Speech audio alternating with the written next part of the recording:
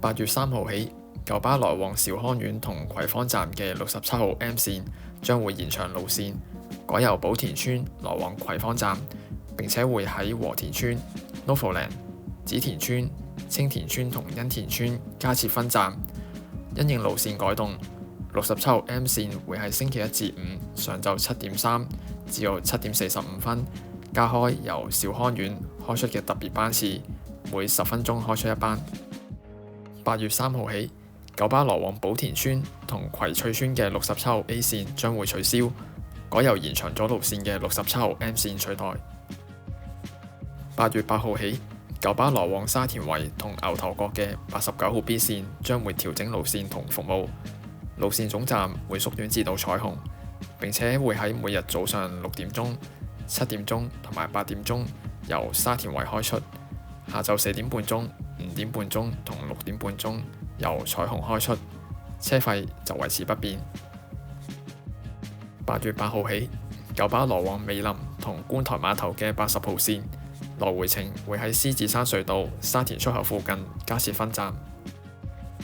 8月2號起，城巴來往清水灣半島同尖東摩地道嘅790線將會延長服務時間，為每日嘅早上6點40至到晚上8點正，並且會喺星期一至五下晝6點15、6點35同埋6點55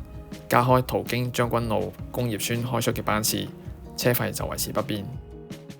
8月2號起，城巴來往將軍澳站同尖東嘅796 P 線會延長服務時間，為每日早上嘅6點40至到下晝嘅5點鐘，車費就維持不變。8月2號起，城巴來往將軍澳工業村同尖東嘅796 X 線將會修改路線，改由康城站前往紅磡嘅循環線，路線繼續途經土瓜灣同紅磡，但會取消尖東嘅分站，車費就維持不變。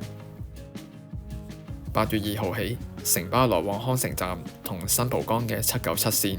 將會改經啟德，而唔再途經新蒲崗，並且會喺承體道、協調道一帶加設分站，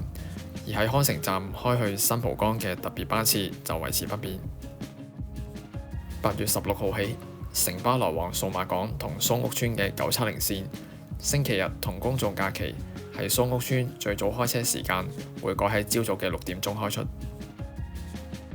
8月10號起，九巴來往安達臣安裕道同深水埗欽州街嘅13號線將會延長服務時間，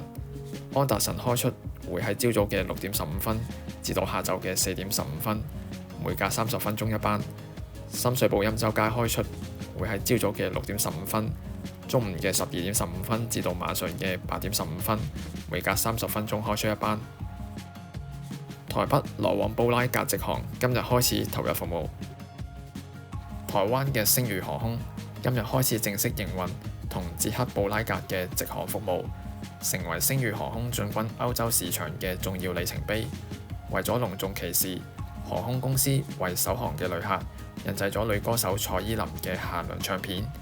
並且由董事長張國偉親自擔任首航機師。